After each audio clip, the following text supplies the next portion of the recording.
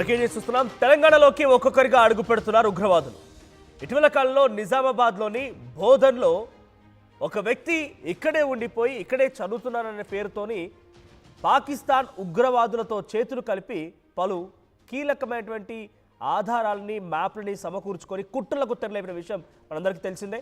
Delhi special police అధికారులు ఇక్కడికి వచ్చి అరెస్ట్ కూడా చేశారు.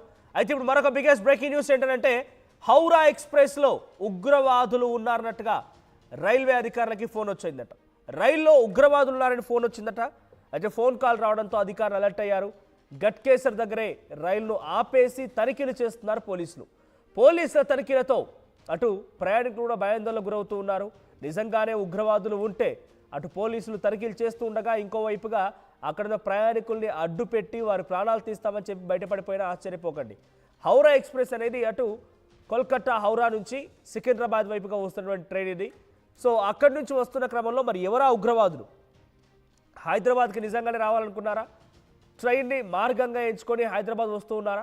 ఆ ఉగ్రవాదుల మెయిన్ టార్గెట్ ఏంటి? సో కల్కట్టాలకు ఎక్కడికి వెళ్ళి వచ్చారు? అసలు ఇవన్నీ విషయాలపైన పెద్ద ఎత్తున అనుమానం వ్యక్తమవుతోంది.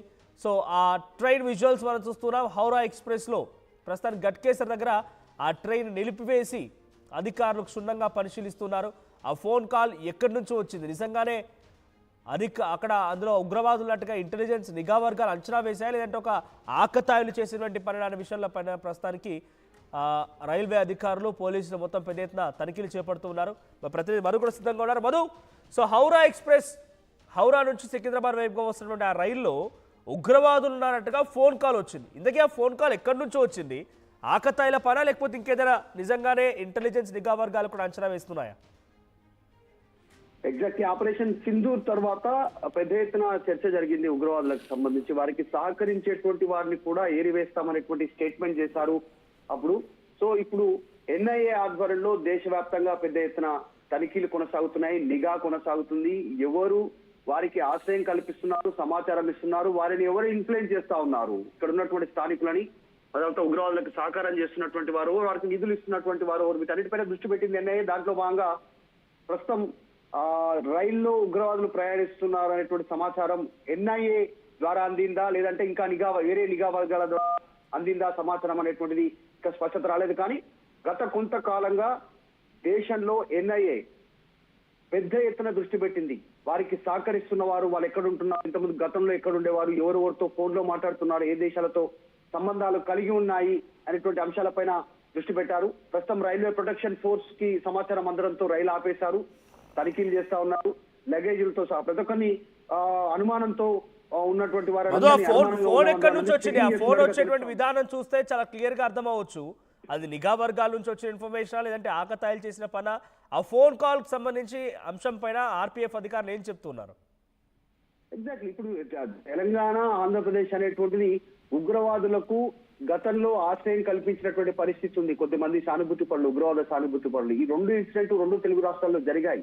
ఇక ముఖ్యంగా తెలంగాణలో, హైదరాబాద్ లో అంటే ఇట్లాంటి ఇన్సిడెంట్స్ చాలా జరిగాయి. గతంలో చూసాం Gokul Chat, Lumbini park, Dilsukhnagar bomb బ్లాస్ట్లు కావచ్చు, తర్వాత ఇట్లాంటి సంఘటనలు. రీసెంట్ గా ఆంధ్రప్రదేశ్ లో ఒక ఉగ్రవాదిని ఎన్ఐఏ ఇచ్చినటువంటి సమాచారంతో పోలీసులు పట్టుకున్నటువంటి సిచ్యువేషన్. సో ఈ రెండు తెలుగు రాష్ట్రాల్లో ఉగ్రవాద సానుభూతి పరున్నారు. ఇక్కడ తింటూ, ఇక్కడ పెరుగుతూ, ఇక్కడ ఆశ్రయం పొందుతూ పాకిస్తాన్ ఉగ్రవాదులకు, టెర్రరిస్టులకు ఇక్కడ ఉండి సహకారం అందిస్తున్నటువంటి వారు ఉన్నారు. వారిపైన కూడా నిఘా పెట్టింది ఎన్ఐఏ. వారితో దాని ఇచ్చినటువంటి సమాచారంతో ప్రస్తుతం వీళ్ళను అలర్ట్ చేసిందా రైల్వే ప్రొటెక్షన్ ఫోర్స్ ని, లేదు అంటే ఇంకా ఎవరైనా పక్కా సమాచారం అందిందా ఫోన్ కాల్ ద్వారా కానీ ఇంకా ఇతర ప్రయాణికులకు తేలాల్సింది. ప్రస్తుతం తనిఖీలు కొనసాగుతున్నాయి. ఎవరు అనుమానంగా కనిపిస్తే వారిని చెక్ చేస్తా ఉన్నారు.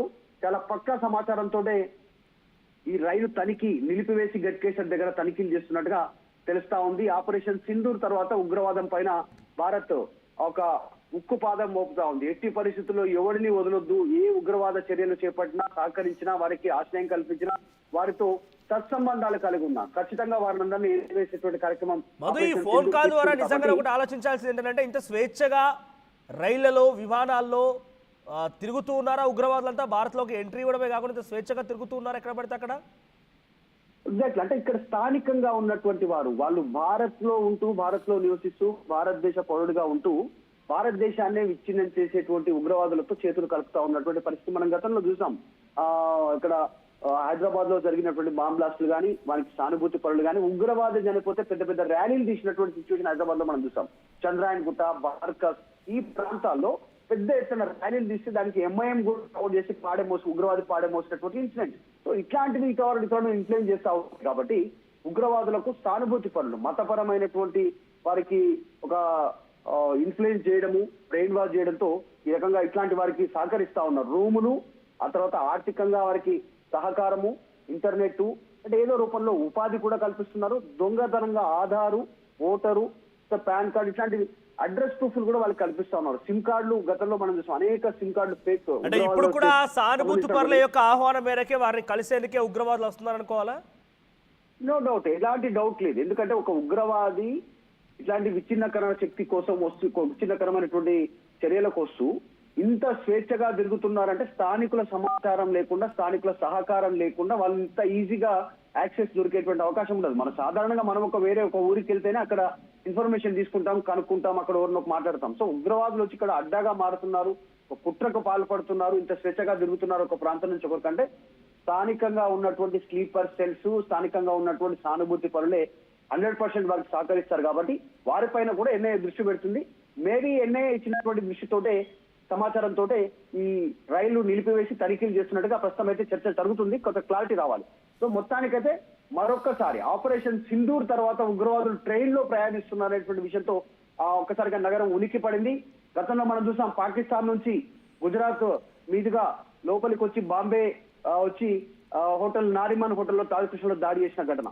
సో ఇప్పుడు ఈ రోజు ట్రైన్ లో ఉగ్రవాదులు ప్రయాణిస్తున్నారనేటువంటి వార్త ఒక్కసారి ఉలిక్కి పడింది. రాష్ట్రం అంతా కూడా, దేశమంతా కూడా దీని మీద ఫోకస్ పెట్టేటువంటి సిచ్యువేషన్ కనిపిస్తా ఉంది. సో తనిఖీలు కొనసాగుతున్నాయి. కొద్దిసేపట్లో క్లారిటీ వచ్చే అవకాశం. Right, thank you Madhu. So మొత్తంగా గట్కేసర్ దగ్గర హౌరా ఎక్స్ప్రెస్ నిలిపివేసి తనిఖీలు చేస్తున్నారు. కొంతమంది వ్యక్తులు ఎవరో హౌరా ఎక్స్ప్రెస్లో ఉగ్రవాదులు ఉన్నారనేటువంటి సమాచారం ఇస్తే ఆర్పీఎఫ్ పోలీసు అలర్ట్ అయ్యారు. సో పదే ఆర్టీవీ చెప్తూనే ఉంది, స్లీపర్ సెల్స్ ఉన్నారు గమనించండి అని చెప్పి. మరి ఇప్పుడు నిజంగానే ఇక్కడ ఉగ్రవాదులు ఉన్నట్లయితే ఎవరి కోసం వస్తున్నారు, ఎవరిని కలవడానికి వస్తున్నారు, ఎటువంటి కుట్రలు చేయడానికి వస్తున్నారు, ఏ విధంగా మారణ హోమాన్ని సృష్టించడం కోసం వస్తున్నారు, ఇలా అనేక అనుమానాలు తావిస్తూ ఉన్నాయి. నిజంగానే అటువంటి వాళ్ళు ఉన్నారు అని అంటే ఇంత స్వేచ్ఛగా భారతదేశంలో రైళ్లలో, బస్సుల్లో, కారులో ప్రయాణిస్తూ ఉన్నారా? సో డెఫినెట్గా ఒక కంట కనిపెట్టండి. గట్కేసర్లో హౌరా ఎక్స్ప్రెస్లో ప్రస్తుతానికి తనిఖీలు కొనసాగుతున్నాయి. మరి ఎటువంటి విషయాలు బయటపడతాయో చూడాల్సిన అవసరం అయితే ఉంది. సో నిజంగానే ఆ ఉగ్రవాదులు అనేవారు బోర్డు వేసుకొని తిరగరు, మేము ఉగ్రవాదులు అని చెప్పరు. ఉజఫ్ అనే వ్యక్తి నిజామాబాద్ బోధన్లో ఆయన అరెస్ట్ చేసినప్పుడు జార్ఖండ్లో కుట్రలు పన్నారని చెప్పి ఆలోచన చేశారంట. డానిష్తో కలిసిపోయాడు. పాకిస్తాన్ ఐఎస్ఐతో సత్సంబంధాలు కొనసాగిస్తూ వారితో కాంటాక్ట్లో ఉన్నాడు. సో మనం అనుమానం వ్యక్తం చేసాం, ఎక్కడ అనుమానం రాలేదు. ఇప్పుడు కూడా అదే జరుగుతోంది. మీకు అనుమానం రాదు, బట్ వారి మూమెంట్స్ గమనించి కొంత మీరు కనిపెట్టవచ్చు. సో మీ చుట్టూ ఎవరైనా ఆ రకంగానే అనుమానితంగా ఉంటే వెంటనే పోలీసులకు సమాచారం అందించండి.